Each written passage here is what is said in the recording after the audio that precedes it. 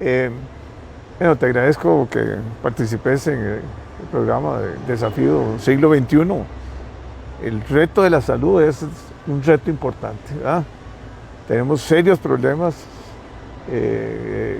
por delante, una pandemia que acaba de terminar, que tuvo un costo en vidas y un costo económico alto, un costo que en gran parte fue financiado por los bancos, pero en fin, se paralizó toda la economía y Costa Rica prácticamente en un año y pico estamos recuperándonos.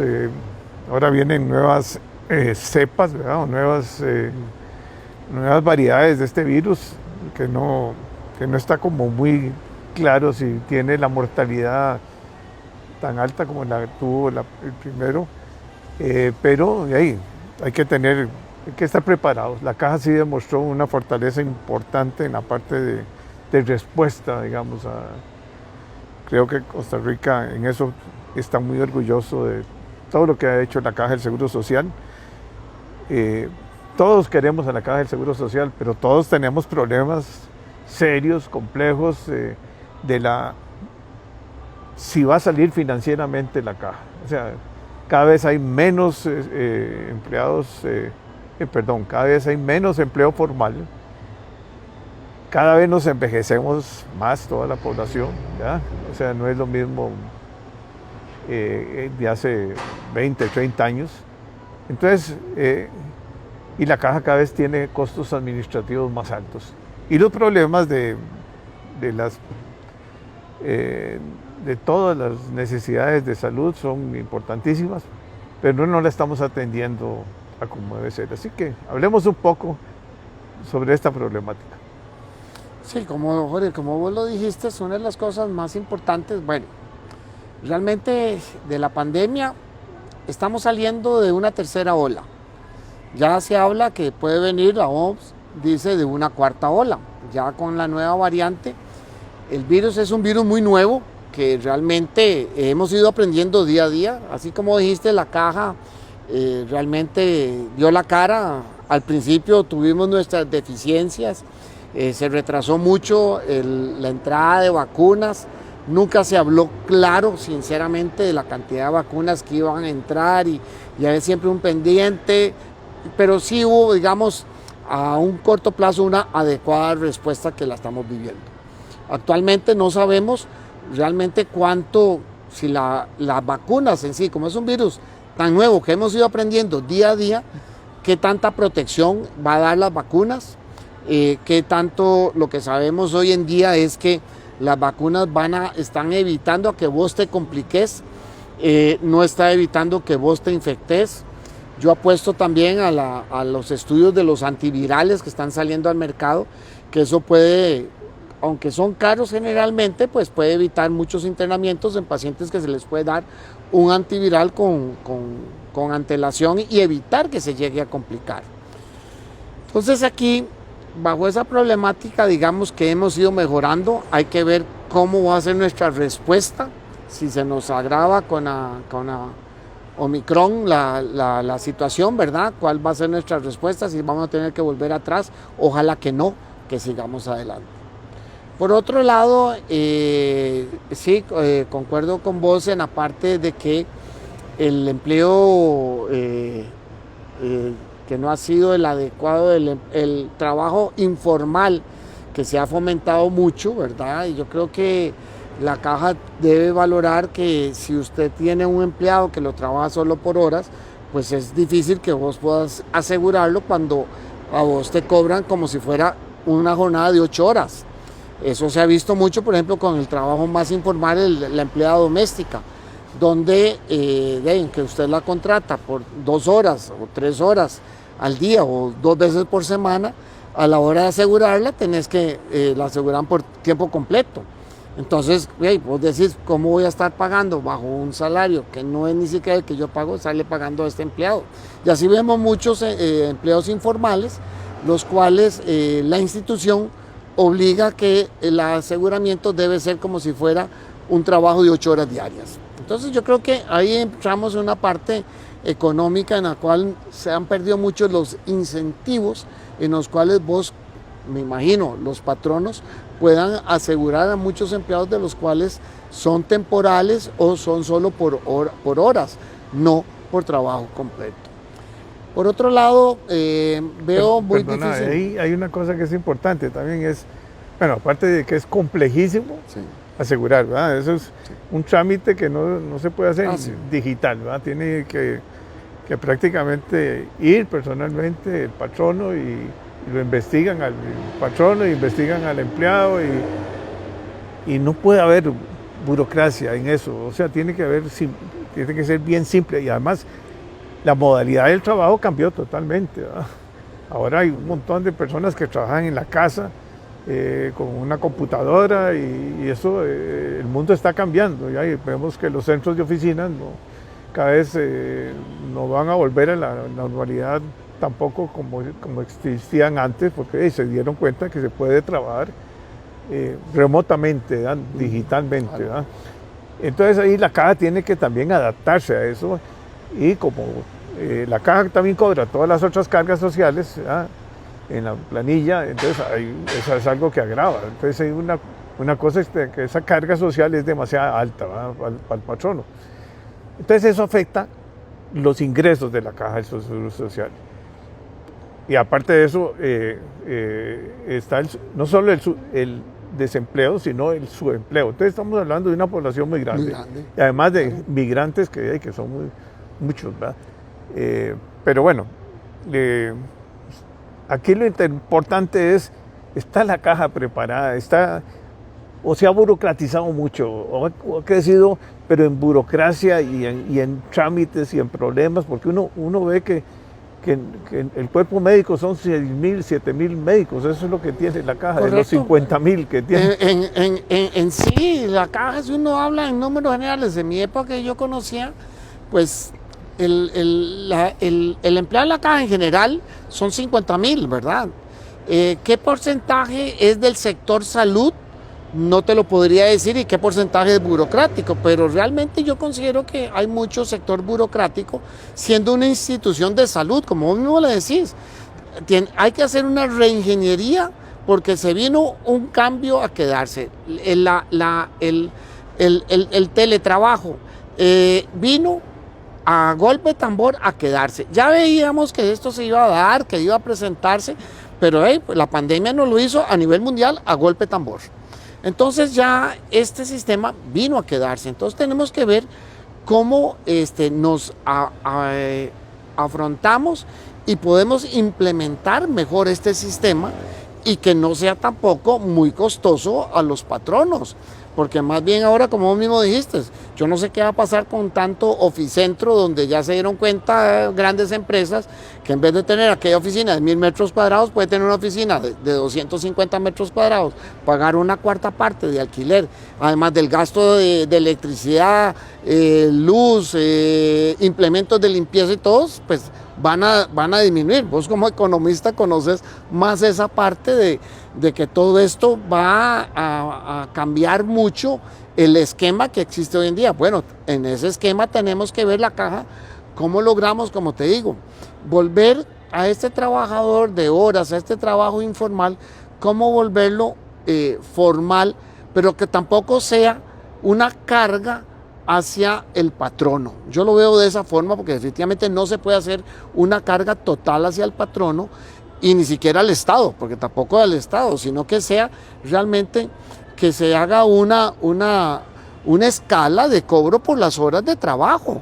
Y dependiendo cómo tiene el ministerio el tiempo en sus distintas profesiones, cuál sería el salario mínimo o el salario que se va a mantener y bajo esos criterios cobrar.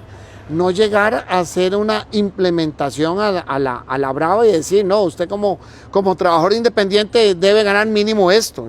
No todos ganan lo que piensa la caja. Entonces son situaciones en las cuales hay que hacer una reestructuración, una ingeniería muy grande en todos esos sectores. Como te digo, dentro de la institución, en el cuerpo médico que trabaja en la caja, dentro de esos 50.000 y pico empleados que debe tener la caja hoy en día, apenas no llegan ni a 6.000 médicos los que trabajan en la institución, donde tenemos prácticamente en este momento 16.000 médicos activos. Entonces, ¿qué es lo que hay? Una gran migración al sector privado. ¿Por qué? Porque ahí tienen mejores beneficios, ganan más, es obvio que si ganan más en la caja no se van a ir al sector privado, porque gana más, tiene una flexibilidad de horarios, ¿verdad? En el sentido que a veces la caja, por su sistema tan cuadrado, no acepta.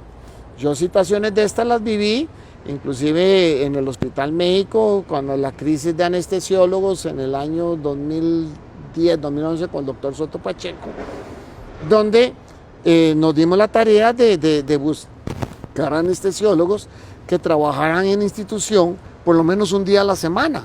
Entonces, si yo conseguía 5 anestesiólogos, podía cubrir toda una sala de operaciones un día a la semana. Eso significaba un octavo de tiempo. Pero la caja bajo sus estatutos no aceptaba si no era mínimo un cuarto de tiempo el trabajador. Entonces estábamos solucionando un problema de tener, en vez de tener por falta de personal, una sala, y no solo por personal médico, una sala cerrada donde podíamos suplirla con un trabajador un día a la semana que era capaz de llegar a trabajar a la caja, un médico, y entonces así ya llenábamos el trabajo de una semana de una sala de operaciones. No, bajo sus lineamientos no se aceptaba en ese momento. Ojalá que cambien esas cosas. El problema en la caja es que tienen que hacer una revolución interna, o sea, hay que cambiar todos los esquemas, o sea, la telemedicina es una realidad, ya eso comienza a incorporarse. Los CEBAIS en manos de cooperativas, en manos del sector, en el sector privado, pongámosle así, con una alianza con la caja puede ser mucho más eficiente, se habla hasta de una tercera parte en costo. Pero no solo en costo, sino en servicio, en calidad, en atención. ¿Y por qué no todos los otros servicios, ¿verdad? Como tener un ultrasonido, laboratorios, en fin, hay cientos de posibilidades donde las microempresas, ¿verdad? Que son los médicos que precisamente no están en la caja, pueden dar esos servicios y atender las enfermedades. Lo más importante es diagnosticarlas a tiempo, no cuando ya están avanzadas y ya tener que... Definitivamente, como vos lo decís, realmente hay que fortalecer los EBAIS, hay que fortalecerlos, realmente te lo digo, muchos lo vivimos nosotros en nuestra época, que muchos EBAIS se volvían centros de referencia nada más. Entonces, ¿qué era lo que hacían? Había una, digamos, mala valoración de los pacientes, o el paciente decía, no, que me vea un especialista, y lo mandaban mal. Entonces, a veces había un recargo. A mí me tocó ver mucha gente que la mandaron por un problema, y a la hora de examinar uno adecuadamente como especialista decía, no, discúlpeme, su problema no es un problema vascular, es un problema, a mi parecer, de radiculopatía, de problemas de columna. Entonces, ¿para qué me mandaron y perdí 4 meses y ahora otro montón de meses? ¿Por qué? Porque fue mal diagnosticado, mal referido. Entonces, es donde nosotros como colegio médico nos hemos abocado mucho a lo que se llama la educación médica continua. Realmente todo esto va ligado también a un programa de educación médica continua, en el cual tenemos que estar reeducando, preparando a los médicos que trabajan en los EBAIS y eso, a que sepan realmente qué casos ameritan referir y qué casos no. En eso mismo que vos decís, la telemedicina vino a trabajarse, pero también la telemedicina debe venir a trabajarse entre los EBAIS y los hospitales centrales, donde se les presente casos de que tienen en una clínica X de pacientes, y entonces el médico presenta los casos que él tiene, y en una sesión de 40, 45 minutos puede solucionar el problema de 10, 15 pacientes y decirle, no, este paciente sí, mándemelo, este otro paciente mejor refiere a la ortopedia o refiérelo a otra especialidad. Entonces, ahí es donde podemos incorporar mejor lo que es la telemedicina, pero más en una forma entre médico, paciente a médico. La telemedicina realmente hemos elaborado todo un reglamento, ¿verdad? Se debe mantener, es muy buena, en las consultas, no en aquel paciente que ves de primera vez, sino que es en el paciente de un seguimiento de un paciente que vos ya conoces. Entonces a veces se empieza a ver de que se empieza a ver una telemedicina de un paciente de primera vez y no debe existir eso. ¿Por qué? Porque usted está oyendo lo que le dice el paciente, usted no tiene cómo usted en su debido momento auscultarlo, palparlo, verificar si realmente lo que está diciendo el paciente concuerda con lo que uno está pensando. Pero, bueno, lo que sí es claro es que la única manera de bajar las benditas, nunca se van a terminar digamos, los listas de meses para poder asistir, para que lo vean. Pero yo veo como que es tan simple subcontratar y es tan barato que yo no veo por qué tengamos que, por ejemplo, para hacer un ultrasonido, claro, ya cuando hablas de TAC o hablas de otras especialidades más fuertes, pero aún esas, si la persona está a que le están dando las citas, no sé, a 6 meses o 1 año o 2 años, y ya cuando llega la persona con 1 año y pico estar esperando, simplemente ya no hay nada que hacer. Entonces el costo es muy alto, no solo el costo social, sino que luego hay que operarlos y hay que hacer el costo hospitalario muy alto. Y otra preocupación es que hablando con médicos también es que las salas de operación de los hospitales no están utilizadas al 100%, como hablaste vos. Y yo creo que lo que tenemos, sí tenemos bastantes instalaciones físicas y de primera calidad, o sea, y tenemos médicos de primera calidad, pero hay un montón de especialistas o especialidades, digamos, que sí hay faltantes importantes, ¿verdad? ¿A qué se debe? Sin embargo, hablando anteriormente, son 200 especialistas por año que más o menos acepta la caja del Seguro Social, porque el que especializa... Que gradúa. Y el asunto es que luego tienen apenas 3 años de cumplir con la caja del Seguro Social, y a los 3 años ahí es donde la caja lo pueden decir, bueno, me voy y voy a trabajar en el sector privado. Ahí te demuestra varias cosas, vos lo estás diciendo como se ha dicho, ¿verdad? En el sentido de que, bueno, ¿quiénes son los que dicen en su capacidad de formación? Es la caja. No son ni la Universidad de Costa Rica ni las universidades privadas las que van a decir, bueno, yo tengo una capacidad de formar 20, ¿no? Porque realmente los grandes hospitales, no existe un hospital universitario, no existe un hospital privado grande, en el sentido que tenga toda la potestad de ser hospital universitario, ¿verdad? Es la caja la que tiene, como decís, toda esa infraestructura de formación. Pero son ellos mismos los que dicen, dentro de mi estructura, ¿cuántos puedo formar? Ahora, ¿hay realmente, mi pregunta es, ¿existe realmente un plan quinquenal de que cuántos especialistas vamos a necesitar en el país? Yo te diría que en este momento hay suficientes especialistas. Actualmente nuestros números dan 52% de los médicos incorporados al Colegio de Médicos son médicos generales y un 48% son especialistas. Si vemos a estadísticas mundiales, hay muy buen número de especialistas en Costa Rica. El problema serio es ese, que muchos migran al sector privado. ¿Por qué razón? Porque tienen facilidades de horario, tienen efectivamente, ganan económicamente, pese a todos sus años de estudios y todo eso, les va mejor económicamente en el sector privado de lo que paga la institución. Digamos, señora, hablan de que médicos ganan 7, 8, 9, hasta 15 millones de colones. Bueno, en la institución, pero no dicen que eso es por salarios de horas extras.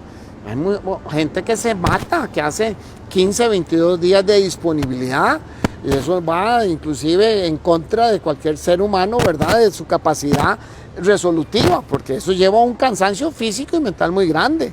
Yo creo que ahí hay que reformar un poco esa situación de ver cómo logramos que sea más equitativo el reparto de todas esas jornadas extraordinarias que se dan. ¿Por qué? Porque muchos no les interesa ya volver a laborar en la caja. Ese es el problema más serio que yo veo. Bueno, ¿y cómo están trabajando? Pues yo la caja, de acuerdo, bueno, he ido pocas veces a la caja en mi vida, por dicha y gracias a Dios. Yo la quiero mucho y la defiendo. Pero sí me acuerdo los expedientes de papeles y subir a la gente, o sea, se va a una lava a otro. Bueno, todavía ahora para la vacuna era escribir en una hoja de Excel ahí, escribir. Y lógicamente debiera haber, la parte digital es muy importante, o sea, llegar a simplificar, no hacer tanto trámite, o sea, yo me imagino que la burocracia que tiene la caja es porque no camina. Ahora, invertimos no sé cuántos millones de dólares para el EDUS. Correcto. Sí. Estar trabajando integralmente es una realidad. Ha mejorado mucho. Yo te puedo decir, ha habido una curva de aprendizaje grande. Realmente su implementación al principio fue lenta, tener mucha de la resistencia de la persona a los cambios, igual lo vemos con la implementación del teletrabajo, ¿verdad? Ha habido cierta resistencia, pero yo creo que ha ido mejorando y cada día es más eficiente. Lo que pasa es que el EDUS también pues lo ha manejado la caja como muy centralizado a la parte de ella. Yo creo que el EDUS en algún momento debe de abrirse también al sector privado, por aquel paciente que, como decís vos, yo prefiero ir a la consulta privada, pero si tuviera que hacerme una operación o algo, yo prefiero ir a la caja porque no puedo sufragar los gastos de una cirugía a nivel privado. Entonces, yo creo que aquí es donde el EDUS en algún momento debe de abrirse más también y que se pueda llenar de información y le sea de información al médico en el sector privado también, definitivamente. Porque el sector privado actualmente es el 30% que le soluciona a los problemas a la caja. Sí, lo que pasa es que la gente más vulnerable, la gente que tiene pocos recursos, solo puede ir a la caja y si la caja le dice a uno que tiene 7 meses para una cita, para una catarata o no sé cuánto más, entonces, o 1 año, 2 años, ya prácticamente lo dejan ciego. Cuando ya llega no hay nada que hacer y hay que resolver ese problema y la caja lo que tiene que entender y comprender es que solo se hace una alianza público-privada, que no es privatizar, sino que es tercerizar, podemos lograr salir adelante. Yo, en todo lo que hemos hablado, yo resumiría problemas muy, muy puntuales. Definitivamente hay que buscar las alianzas sector privado, sector público. Debemos de abrir los expedientes electrónicos más hacia el sector público en ese privado. Creo que debe mejorar debe existir un esquema nacional de cuáles son las necesidades realmente dentro de las instituciones públicas, porque tenemos en este momento que la caja es un ente formador y hay mucha migración de sus empleados, como vos lo decías, que después de 3 años se van o pagan su contrato de retribución al sector, inclusive a trabajar al INSS, porque de ahí ganan mejor en el INSS y tienen más flexibilidad de horarios que si estuvieran trabajando en la caja. Entonces, yo lo veo que la caja tiene que valorar también cómo evitar esta fuga de cerebros de parte de la gente que ellos forman.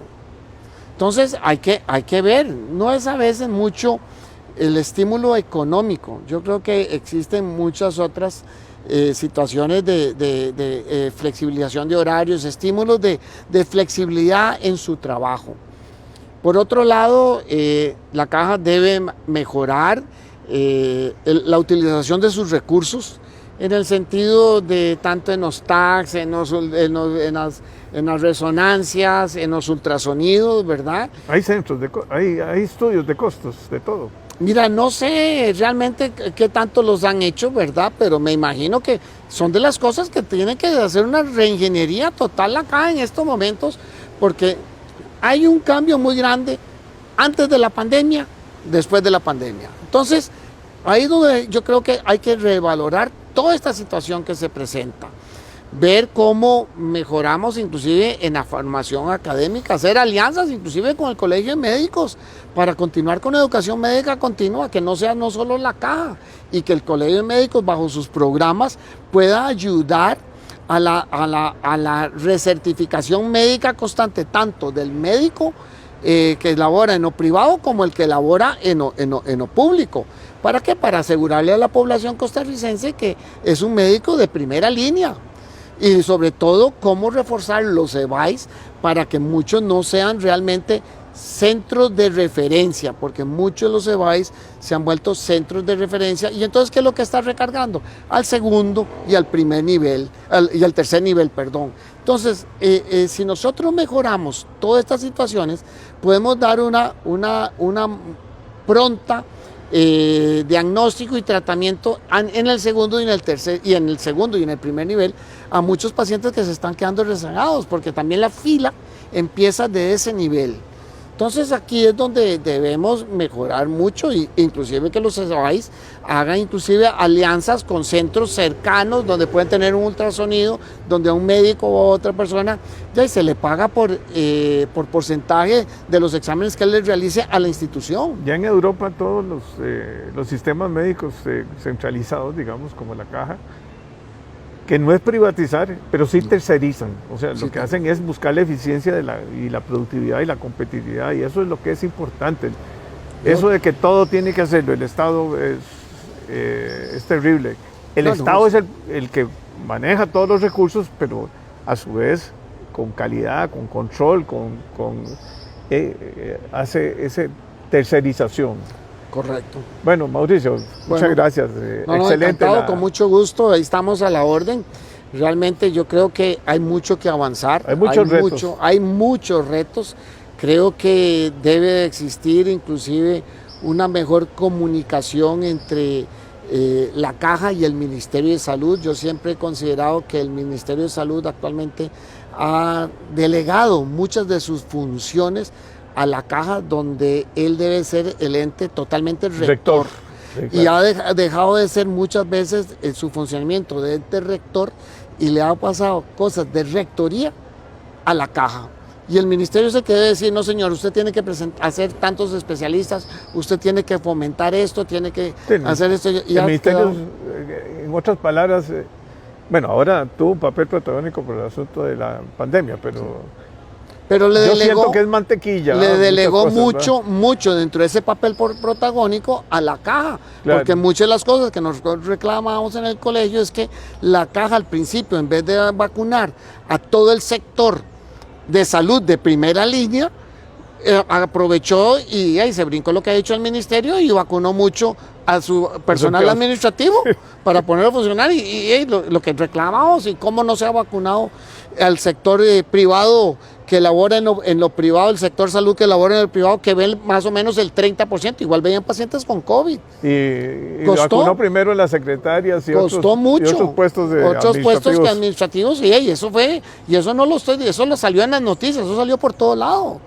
O sea, ahí es donde el ministerio tenía que haberse plantado más y decirle: no señor, usted cumple con las directrices que nosotros hemos dado. Y además la Caja fue retribuida por los servicios, ¿verdad? Claro, por supuesto. O sea, no fue que él salió del presupuesto, aunque se usó parte de la reserva de la Caja. Bueno, otro día hablaremos más de eso. La Caja. Hay muchos temas muy importantes de que hay que hablar. La Caja es del tamaño tan grande, bueno, es que no se imaginan, es más grande que el presupuesto de todo Nicaragua. La Caja yo digo, es realmente, y lo sigo diciendo, la paz social que hemos tenido en Costa Rica se debe a la Caja Costarricense del Seguro Social. Y hay que fortalecerla. Y no podemos permitir que esto se pierda. Lo que sí hay que hacer es que hay que hacer una reingeniería y hay que fortalecerla.